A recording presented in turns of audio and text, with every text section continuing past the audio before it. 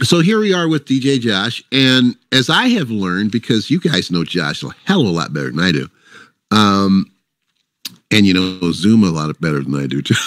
Thank you, Brandon. Josh is a font of information and wealth of experience and knowledge regarding contemporary Christian music. And that's something that I have only been on the periphery of. It's like there are certain artists that I've heard over the years who intrigue me, like Amy Grant and DC Talk, and a handful of others. But that's about it. That's the extent of my knowledge. From being kind of a casual watcher of late night TV back in the 90s and running across these Christian music programs that were, you know, on broadcast TV, because I was a cheapskate and did not have cable. And some of the programs are quite interesting, quite well done. And the music always gave me pause. It's like, this is good music and would be good music in any setting, regardless of the fact that it is clearly focused on, you know, on praise, on Christian, you know, the Christian values, the Christian faiths and stuff. It's great music regardless. And so that was my, you know, entryway. And Bryant Gumbel on crack. Yeah, we could always do that. Anyway, I'm easily distracted by shiny objects, you know, donuts. So Josh is going to educate me about Christian music and also about a few other things. But what I'd like to start out with is I'd like for Josh to share with us his background, how he got started doing this sort of online music thing, and you know what led you to it, what made you want to do it, and how you got started. So if you want to, go and dig deep into the biography and start from the very beginning, or wherever you need to start, and let us know how you got started. Yeah, mostly back in the stick-on days when I was doing all this stuff and watching these other DJs from the UK. There was like Andy and Martin, and there was Andy Martin and Mr. T or Dwayne there. They were all doing the shows from the UK there, and then that's how I got into all this kind of stuff. Then I figured that I had to do my own show with Praise FM with DJ Josh, but we were still on sitcom and just kind of doing shows there. But the audio wasn't really the best, so I had to kind of put the microphone close to the speakers just to get the music to go through there. But that's how it first started out there a long time ago. And then Brian was fully just starting out with the BGRN when he was a really young kid back then. And I was listening to his shows there and seeing what kind of stuff he was doing on there too. So it was it's mostly how I was starting out there, but just kind of listening to these other DJs that from the UK was mostly how I started out doing my own show there with this Praise FM with DJ Josh and starting all the different Christian music and everything going on there. So it was kind of how it started out there. Intention to play Christian music from the beginning because you saw these other folks who were playing, you know, were some of them also doing Christian music, or was it just all secular and you thought, well, you know, there's a place for Christian music here. Why don't I be that guy? Yeah, that's what I figured, that they were all playing all the mainstream music, so I figured I'd just play all my Christian music, which is my favorite music to listen to, and I just figured I'd share that with my listeners that wanted to tune in there, which is all my favorite songs there, and hopefully they enjoyed the songs I were playing there. So yeah. Excuse me. What I remember from when I started doing the online thing, well, I started doing just audio only with Studio B back in 2006.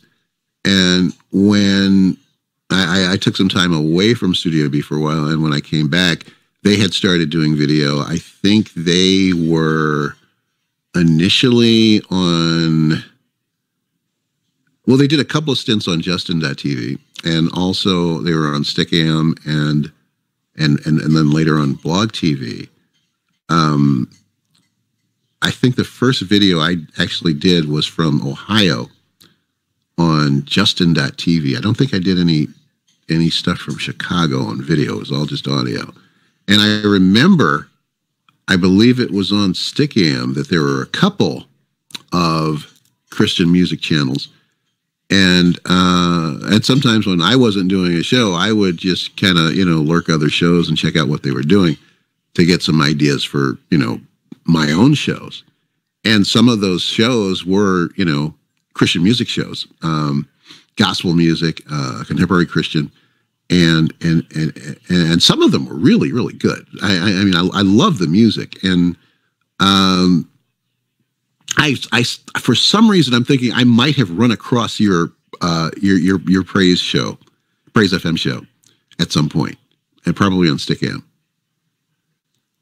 Yeah, I had the same logo as I had now, which is a guy who I knew made a logo that was one of the guys that came into one of the shows there. So it was good to have him make me the logo there, and I've had it for the longest time there, and that's what I was using on Stickam a long time ago, and it's been one I've been using for a long time. So.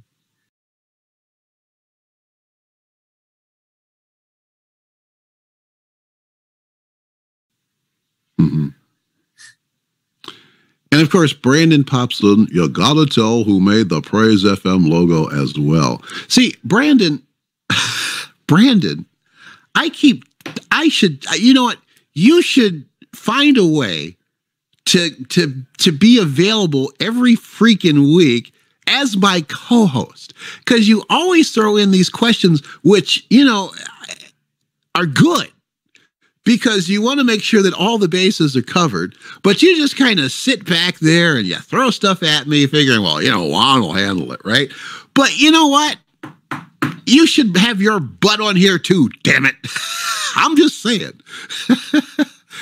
He has school. So we'll do it at a time when he's not in school. That's what we'll do. We'll schedule this for times when he can. We'll have a school year show, and then we'll have a summer show. We'll have summer hours and school hours. Supervise. Oh, that's easy. Anybody can supervise. Your butt should be right here on screen, a third window, co-hosting. Anyway, but no, because whenever you throw something in, it's always pertinent and on point. I mean, you got the knack, my brother. I'm telling you, you should be the co-host, or it should be Storytime with Brandon. Anyway, watch what happens next week. Anyway, back to Josh. Tell us about who made that Praise FM logo, since Brandon brought it up. Yeah, I was saying it was a guy that we met on the Stickam that was coming into the room to like Martin or Andy or Mr. T there. I can't remember what his name was though, but he's kind of like a creative guy like Frank, which I met recently, and he's really good in making the logos there. So he made one for me. I just couldn't remember what his name was again, but he was a pretty cool guy there, and met him a long time ago. Yeah. Does he still do that sort of thing? Is he still online, or No, I haven't actually talked to him in the longest time, so I'm not sure what's going on with him at all. So. Yeah. How long ago was it that he created that logo for you? That's probably a long time ago, probably back in the Stickam days there. That's when I had the logo, so that's probably 2011 or 10 or somewhere there. Yeah. Yeah. Trying to think. Because I was away from Studio B for a bit, then I came back, and then I did some shows. My first video shows I did during my brief stay in Ohio, and that would have been 2009, early 2009. I think I might have done a late 2008 show as well, or 2008, 2009, if you prefer. And then there was another short hiatus of about 2 years, and then I started doing stuff again. It was audio only at first, starting in 2011. I think it was late 2011, and I think it was in 2012 that I started doing video. But in order to prepare myself, I was lurking the video channels that Studio B was streaming to, and I think that's where I might have run across your Praise FM show, because the logo, I've seen it.